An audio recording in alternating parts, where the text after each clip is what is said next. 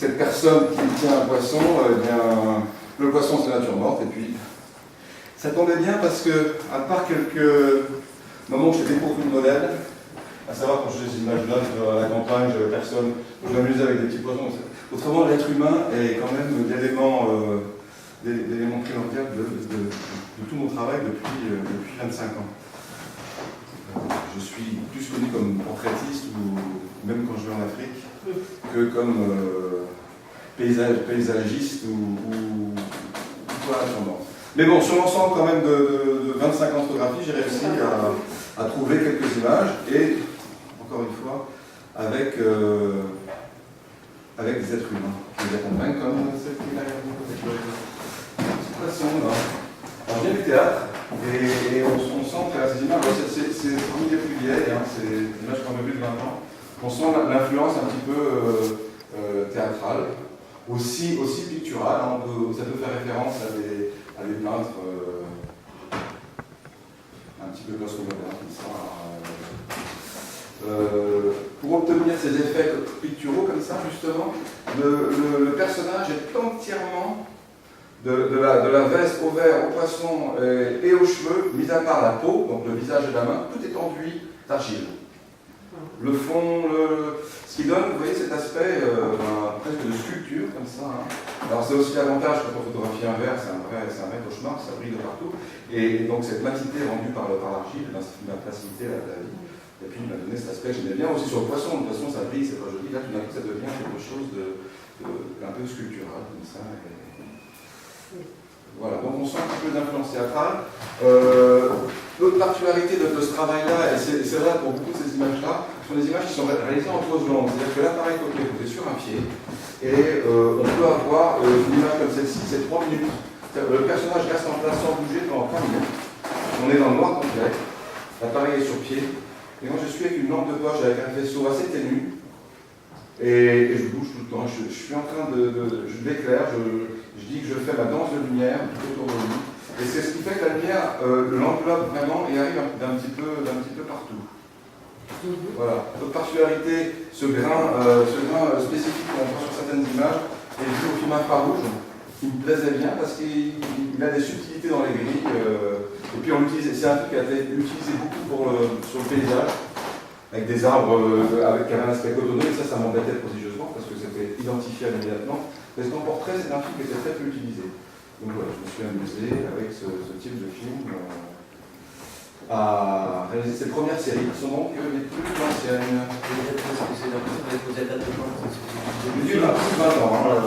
Des films argentiques, c'est sûr. Ah bah, tout ce que vous voyez là, c'est pas de bêtises, je regarde, c'est de l'argentique. Le numérique, j'y arrive avec la couleur. Donc en 2000, en revenant de mes derniers voyages d'Afrique, c'était en 2010, en 2011, 2012, je commence avec la couleur en numérique. Alors maintenant, parce que je vois plus l'intérêt. Alors surtout en couleur, autant en noir et blanc, je trouve que ça peut être un sujet à discussion, autant en couleur, je ne discuterai même pas dans la mesure où un tirage classique en couleur, c'est un tirage classique, c'est la pochonnerie en gros, hein, en disant c'est ça tient pas.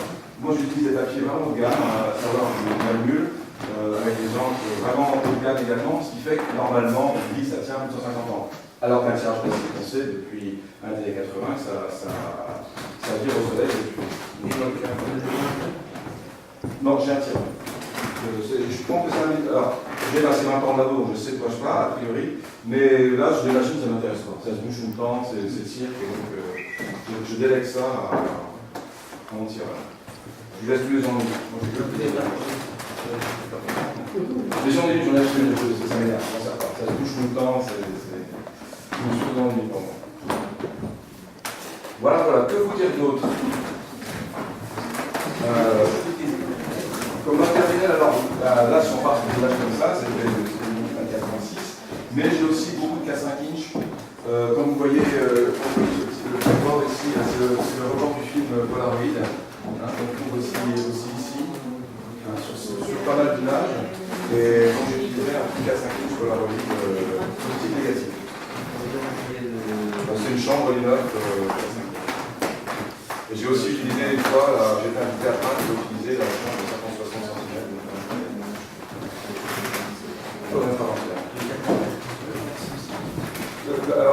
hein.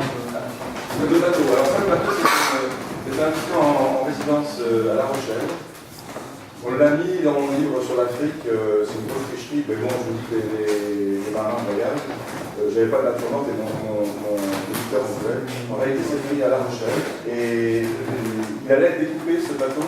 Les jours du vernissage, on avait une expo à La Rochelle juste après. Le capitaine qui s'appelait, il était très aimé de le voir comme ça, avant qu'il parte à la décharge. Voilà. Ça, c'est des images réalisées dans un musée d'histoire naturelle qui était fermé, donc en rénovation pour de nombreuses années. J'avais les clés, je pouvais les prendre de toute la nuit. Et il y avait ce genre de choses un peu étonnantes. En l'occurrence, une tête mort, MAURE, modifiée. Une installation comme ça.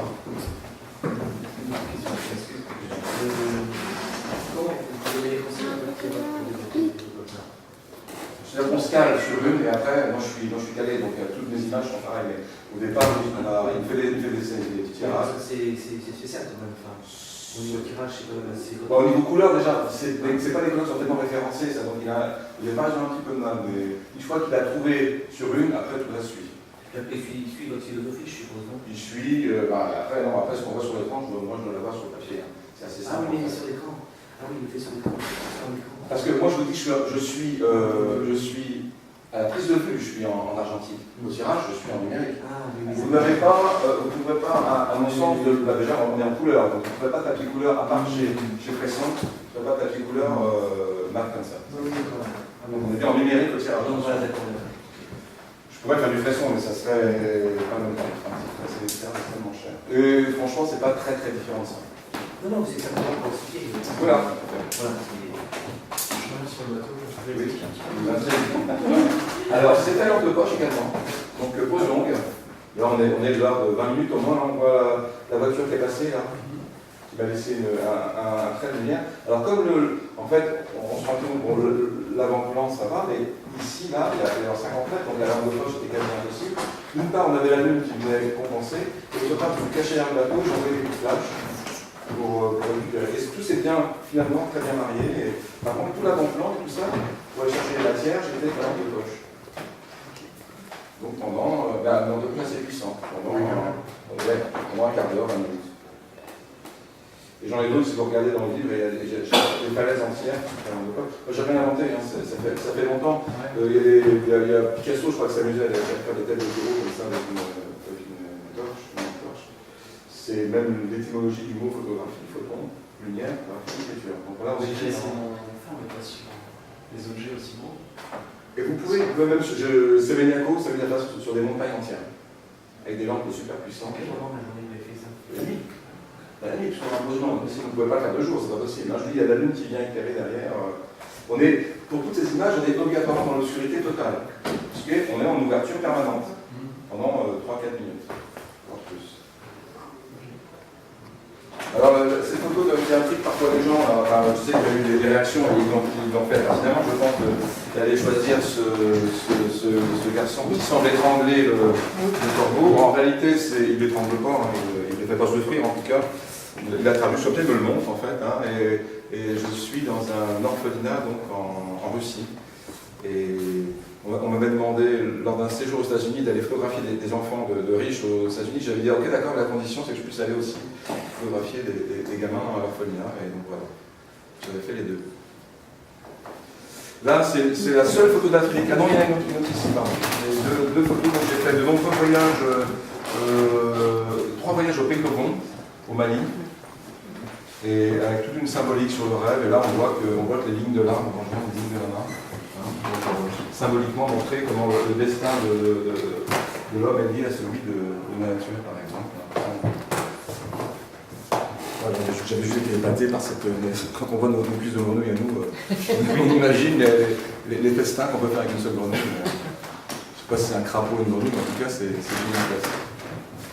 Ouais, de l'autre côté, on a encore 2 images, je ne sais pas si vous avez vu, un Google, hein, c'est pas du Moyen-Âge, là. C'est vraiment, voilà. Et tout est fait entièrement d'os humains, on voit les têtes ici, les crânes, et puis les fémurs, etc. C'est tout à fait sympathique. Et de la même façon, je suis avec la lampe de poche, et je viens peindre avec la lumière. Voilà, voilà. Si vous avez des questions, je vous en prie. Ça, c'est un petit clin d'œil avec je dis que c'est un autoportrait sans moi. C'était parti.